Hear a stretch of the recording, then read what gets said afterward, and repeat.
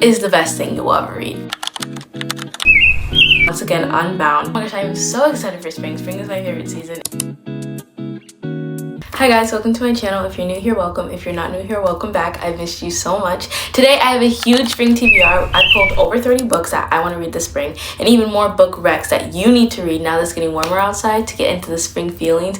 And summer is coming up, guys. Summer is on its way. So all these books are going to help you get into the mood, help you find some new 5 stars, and some highly anticipated new reads. Okay, we're going to start with romance books. I have a lot of books, so I'm going to give you like a quick little description and then move on. Starting off, we have The Bodyguard by Catherine Center. This book, if I can describe it, is literally sunshine. It's under 300 pages. It's quick, it's easy. It's about a female bodyguard and a celebrity, and it's a fake dating trope romance set in, I think it's like a ranch or a farm or like a townhouse that he lives in, and I loved this book so much. It was a 5-star. Catherine Center is the best sunshine romance ever. Next, this is a book I feel like nobody talks about enough, but I have The Road Trip by Beth O'Leary. This is about 2 exes who end up on a road trip to their best friend's wedding. A bunch of stuff happens along the way and they get stuck in this like really long road trip together. The premise of it is something kind of different, and it will get you in that like summer feeling. It's also set in Ireland, so it's a change of scenery and it's really just summer vibes. Next, we have Done and Dusted by Lila Sage. This is like a small town cowboy romance. Like, it's very summery, but it's like the bad boy and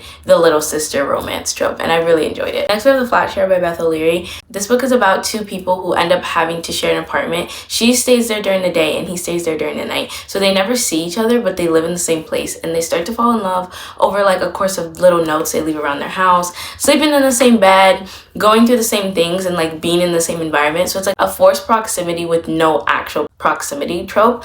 I love this book, but mainly the cover is what will like scream spring.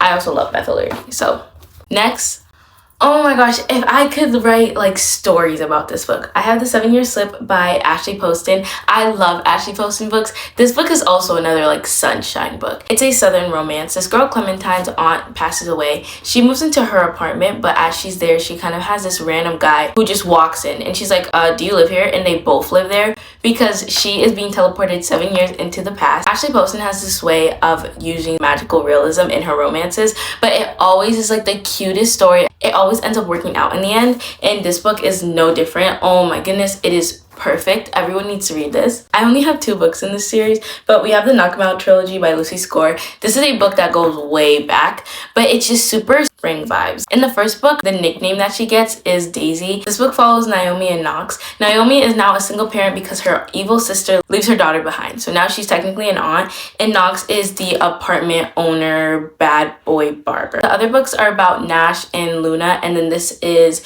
Lucian and Salone's book. The next book we have is The Match by Sarah Adams. Now, I don't really like too many Sarah Adams books. I did read Run and Roam, and I wasn't the biggest fan of it, but this book, another sunshine book. It's basically about this woman who has a business, and her business is that she provides dogs to kids with epilepsy. Jacob has a daughter, he's a single parent, and she has epilepsy, and the daughter devises this scheme to get one of these dogs. They end up being like set on a fake meeting that the daughter coerced together, but they end up having to spend so much time together, and it's like a forced proximity trope. I read this by the beach when I was on vacation, and perfect. It's so easy, it's so quick, it's so pretty, and I loved it. It was such a cute story. The next book we have is more of a slow burn. This book is also Mara Zapata book. This is one of her shorter releases, but I have Colty by Mara Zapata. The reason I put this kind of in our spring category is because she has this way of like putting you in the story. And when I was reading this book, it was like I was on the soccer field, like seeing the sun, feeling how hot everyone was sweating, like running around in the sun, and it just made me feel like summery spring vibes,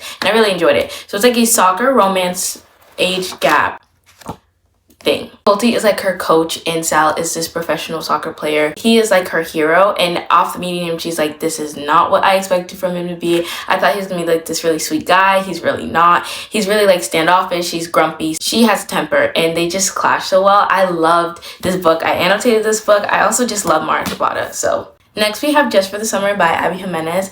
Now this is a summer spring kind of read. Like, I feel like you could read this in either season. This book is about these 2 people, Emma and Justin. They both think that they are cursed. So they believe that every single person they date ends up breaking up with them and then finding the love of their life. So Justin posts this Reddit about it, and she swipes up. She's like, oh my god, I have this thing too. So they devise this plan to date each other, so when they break up, they can both find the love of their lives. but over time, it doesn't really go that way. And oh my gosh, Abby Jimenez has my entire heart. Everyone, please just pick up one of her books. This is the book, the most spring sunshine kind of read. Next, getting into literary fictions. This is what I would classify Emily Henry books as. First, we have Happy Place by Emily Henry. This is a second chance romance about two exes who go on this trip for their best friend's wedding. They haven't told their best friends they've broken up, so they end up having to be forced together. And it's like the second chance romance about relationships, but it is the most realistic. I feel like them getting stuck in this place, they're kind of forced to talk out and like understand the miscommunication that happened in the relationship and fix it. And it's such an interesting take on a romance, but Emily Henry does it so well. Next, this is my favorite Emily Henry book. I've never been like an Emily Henry die-hard fan, but this book, oh my goodness, 5 freaking stars. Guys, I lost the dust jacket. Please don't bring it up, okay? 5 Funny Story of Emily Henry. This is a book about Miles and Daphne. Both of their exes cheat on them with each other. So those two like run off into the sunset for their own kind of thing, and they end up getting married. So both exes, Miles and Daphne, get invited to the wedding, and they're like, I'm not going to this, blah, blah, blah. And they devise a plan for revenge. So they start fake dating. Along the way, Daphne also has no place to live, and they're both kind of in these places where one of them lost their house because of the ex, and one of them is stuck in a house alone because of the ex. So they move in together, they fake date, and it's like a friends to lovers fake dating trope. This is the best thing you'll ever read. Oh my gosh. It took me my favorite movie is Little Women 2019 version, because Florence Pugh and we go way back. Everything Florence Pugh I will watch, I will love, I will devour. I need it.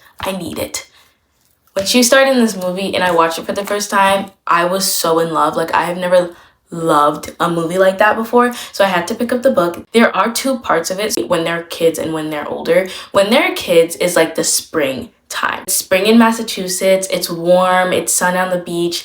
I loved it. It really sets you in the tone. I would so read this book then watch the movie and just like get into the story. I have Little Women by Louise and May Alcott. It's about 4 sisters, Meg, Jo, Amy, and Beth. They all have their different talents. It's a classic, obviously, so it's not set in this time period. Just watching their lives, but I would watch it every single day. I loved it. Next, we have a Kristen Hanna book. I have Firefly Lane by Kristen Hanna. It's a book about best friends, but it's set in the 70s, the 80s, the 90s, all the way up into the 2000s, and we get to see them grow up. They're the Firefly Lane girls. They meet, I think it's like the summer of 1970s. We just get to see their lives, especially in the beginning when we're in the summer setting, and we're seeing them go to parties and we're seeing them ride their bike down Firefly Lane. It just puts you in that mood. It makes you crave the streetlights turning on and the warm feeling in the air, and that summer nights is what I really got from this book. It's a really important story about Katie and Sully. As I said, we just get to see their lives. So they grow up together, they become best friends, and they have so much conflict, and they have such important topics talked about in this book. A lot of trigger warnings I would definitely say, because I do think certain things were like really heavy topics, but they live their lives. And at the end of the book, you will be in tears. I definitely was not. I kind of was. There was a little bit of misting going on. Now let's get into our fantasies. Starting off, we have Never by Jessa Hastings. First everyone, the cover.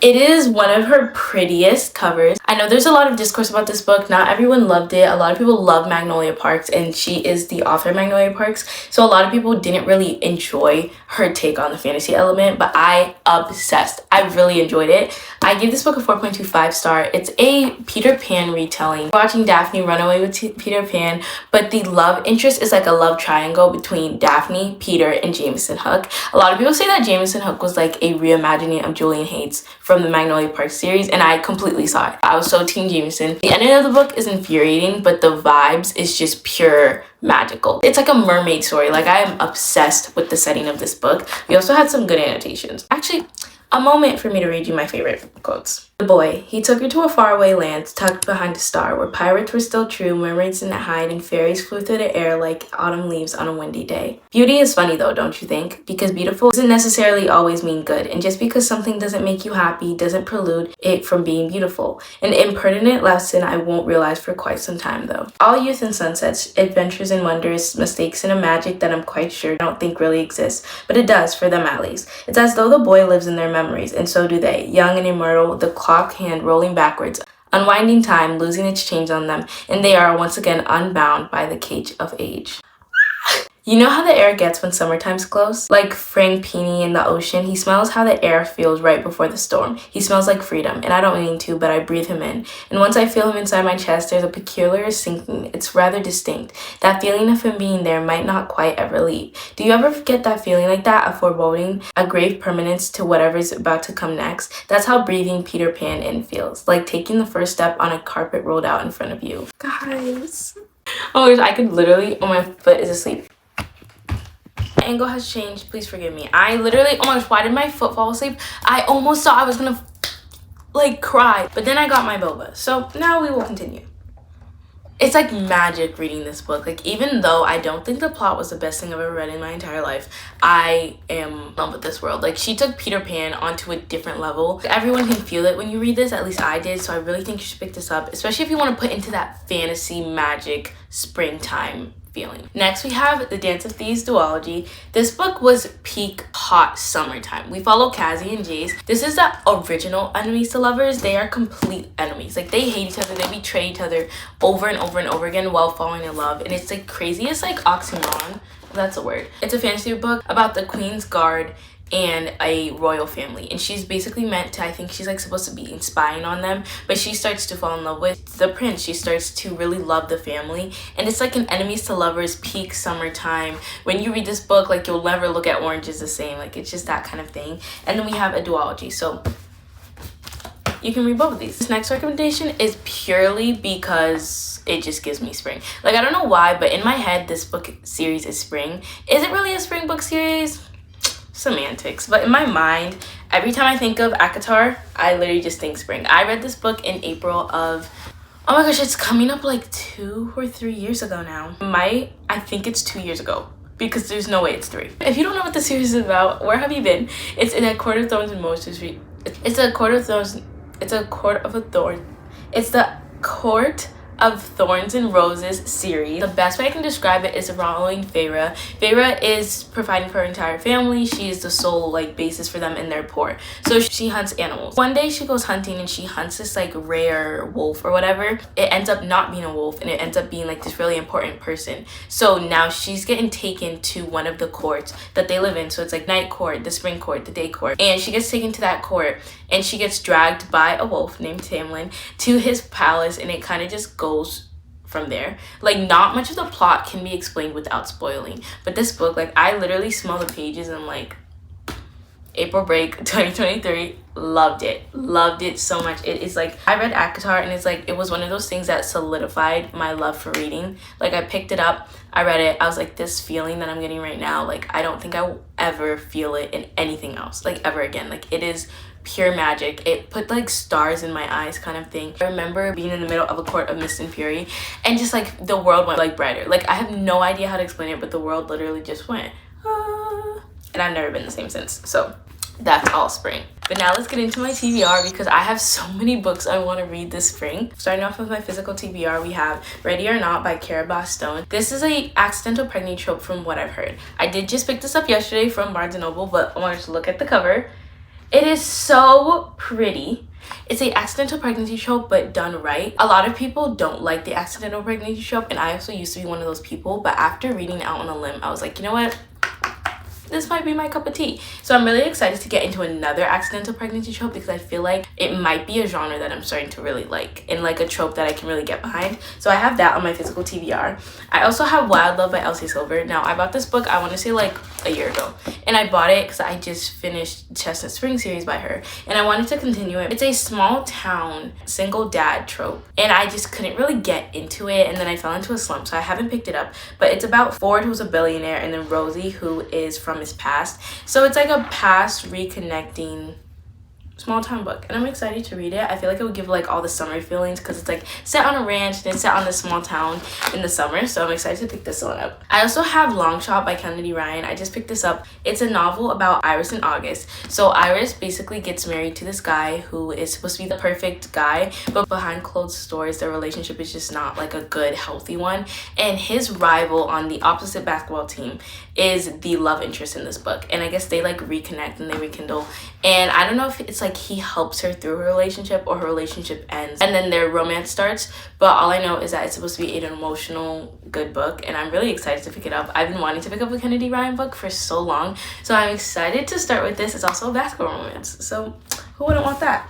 I got this book for my birthday, so that was in October. But I have Picking Daisies on Sundays by Liana Kincaidi. This is a book that I've heard is kind of slow in the beginning, but then like the best read after about like 100 pages. It's a second chance romance rom-com kind of book, and it's Picking Daisies on Sundays, so I feel like it would be the perfect spring read. Get me ready for the like warm weather and the flowers, and the cover is also like the prettiest thing in the world. It also on the back it has like little like letters and like little like pictures and stuff, so I'm really excited to pick this one up as well. It's also like the prettiest book ever. Going on to like my Kindle or to be bought, so my TBBs. First we have Promise Me Sunshine, also by Cara Bastone. This is a babysitting gig uncle kind of romance. So not really like a common trope, but basically she's babysitting this kid and he is the uncle for this kid. And they like have this romance. I don't really know how they connect, but it's the author of Ready or Not. And the cover is so pretty that I'm just gonna pick it up. A lot of people have been raving about it recently, so I'm so excited to get my hands on that. The next couple books we have is Nora Goes Off Script and Summer Romance. I've been meaning to read an Annabelle Monaghan book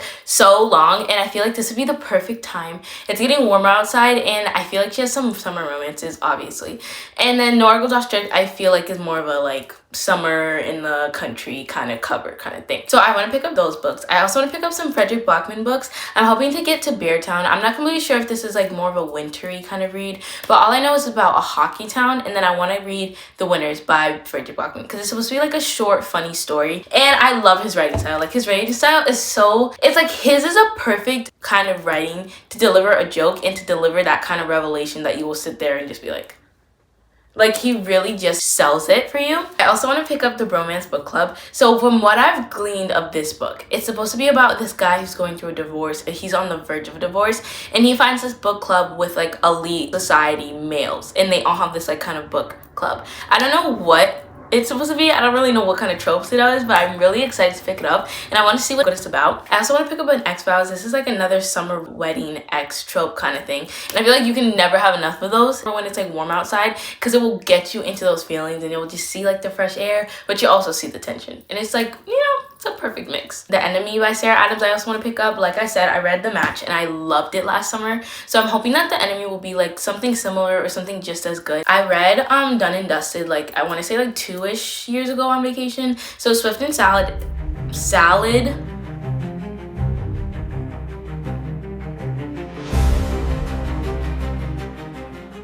oh my gosh, I'm too tired. Swift and Saddled is the next book in the series. That book came out like I want to say a year ago, and then we're on the third book, so I kind of want to catch up. I want to read Swift and Saddled soon. From all I know is that it's a resisting girl and then a guy who can't stop thinking about her, and they're two characters pulled from the first books, and I think it's like they're best friends or something. Beg, Borrow, Steal is another one I want to read. I literally know nothing about it, but it's been circulating book talk, and I want to read more Sarah Adams books. Lizzie Blake's Best Mistake. Now this book and me, like I'm pretty sure we have some tension going on, because I have been wanting to read this book for the past 3 years. I've had it on my TBR, on my Goodreads for so long now. I really want to get to it this year, so I'm hoping everyone hold me accountable. Next TBR video, I better have it. I want to read another Lucy Score book. I haven't read a Lucy Score book since I finished like By a Thread. I want to say like 2 years ago before my reading slump in 2024. So I haven't read a Lucy Score book in a while, and I know she has a lot of new releases. She's been redoing her covers, and I want to pick up some of them. I feel like her Knock 'Em Out series was so perfect for like the warm-ish weather, and it was just like so easy to get into. I want to get into another one of her books and see if maybe I can get that same effect, because I've been missing the Lucy Score effect on my life. And then I also want to read Glow of the Everflame, which is the second book in the Spark of the Everflame series. So I read the Spark of the Everflame this month, and I liked it. It was okay, but I am interested to pick up the next book and see if I will like that one more. A lot of people were rating Spark of the Everflame 5 stars, and I didn't really see it, so I'm hoping that it will pick up in the second book and I'll enjoy it. We also have some new releases.